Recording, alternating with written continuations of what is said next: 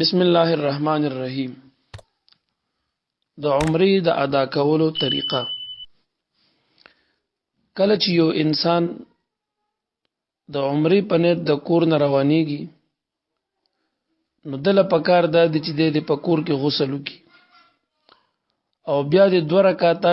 صلات شکرانه مونږ ادا کړي او د خپل دوستانو خپلوانو گاونډیانو سره د ملوشي ملاقات دیو کی او داغې نه د معافی غواړي کله چانه ذاتیات زیاته شوي چې داغې نه د معافی طلب کی د دینه بعد د چې کله روان شي او ایرپورټ ته لاړ شي نو کده چرته د غسل کولو نه بعد او دس نیمات کړي نو ډیره خده احرام بو تړیو که چرته او دس مات کړي وي نو د به دوباره او دس او کی ایرپورټ کې بره حالونه ویل ته بیا خپل ځای د او دس وی او دس بو کی او دس نه بعد به د خپل جامې د تن لري کی د بزان سره 2 صادره د احرام د پاره غستې وي هر یو صادر تقریبا چې په کم 3 غزوي د خپل کپڑے د بدن لري کی دغه صادر د احرام چې کوم د غستې دي چې دا ګندلې شوی نه وي روغ صادر وي دا یو صادر به د ځان د لنګ په تور باندې تو کی کله چې د لنګ تاوي نو دلته د خیال دو کی چې خپې کولو کی چې څومره خپې کولو اوساتي نو دا بهتره ده چې خپې کولو اوساتي او بیا لنګ تو کی د دې فایده بداوي چې کله ته بیا ګرځې نو تا ته په ګرځېدو کې به تکلیف نه وي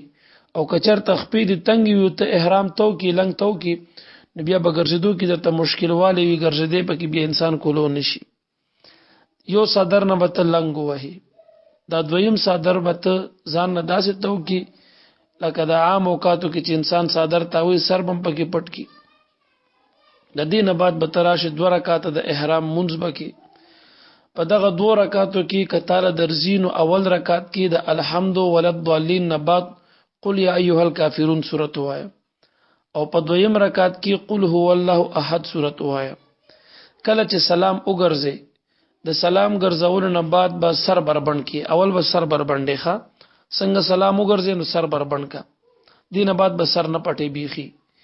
سر دې بربند کو نو بیا به د عمرې نیت کی د عمرې نیت داسې دی غوږ ورته کی دی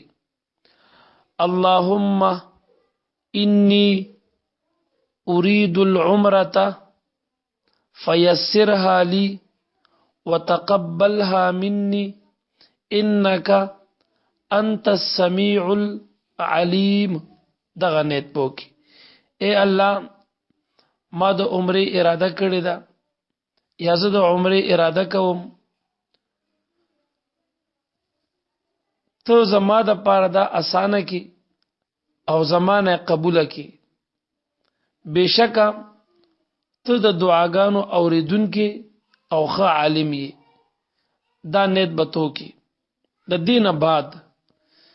تب په اوچت आवाज باندې 3 ځل تلبیه وای تلبیه ستوي تلبیه دي ته وای د الفاظ خو وريخه لبیک اللهم لبیک لبیک لا شریک لك لبیک ان الحمد والنعمه لك والملك لا شريك لك لبیک اللهم لبیک لبیک لا شریک لك لبیک ان الحمد والنعمه لك والملك لا شريك لك دا لبیک لبیک به تدریز د الفاظ به پورا وای تلبیه نه بعد به ته بیا 3 کرته درود شریف په نبی علی السلام وای نو دا تا احرام اتړلو ته محرم شولې د دینه بعد چې تا نیت نه بعد 2 رکعات منځو کو مند نه بعد تا نیت کو د نیت نه بعد د 3 ځل تلبیه پوښت आवाज ویل نارینه به دا پوښت आवाज وی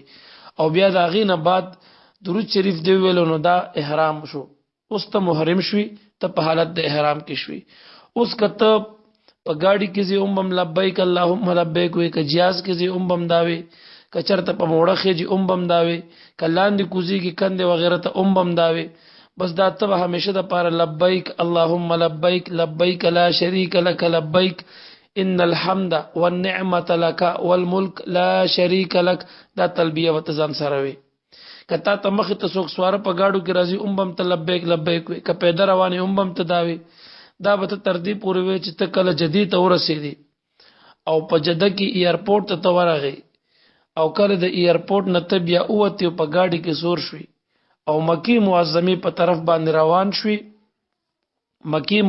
په طرف باندې روان شوي